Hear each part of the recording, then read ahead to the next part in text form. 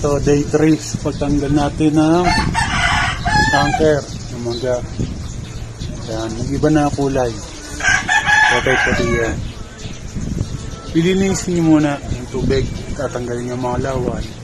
Bago nyo, lagyan ng magic tawas. Yan.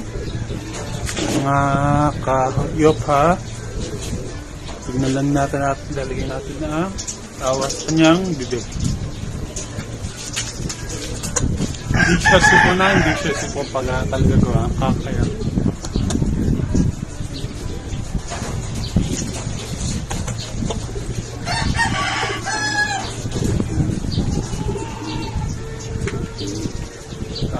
tawas.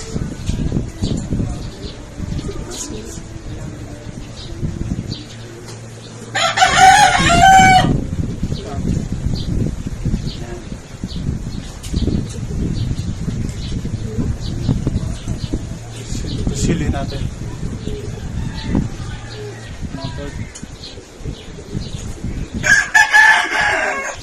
Mga 3 minutes. Ganun lang. Wala yan. Paulit-ulit lang namin gagawin. Kahit 1 time a day lang. Yes, sa mawala.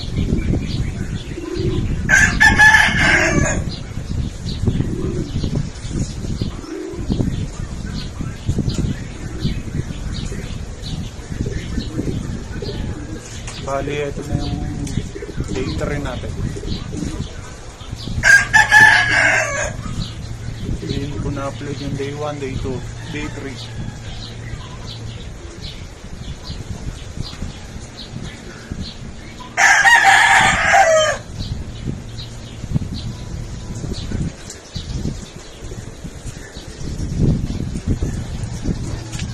Nakikita niya.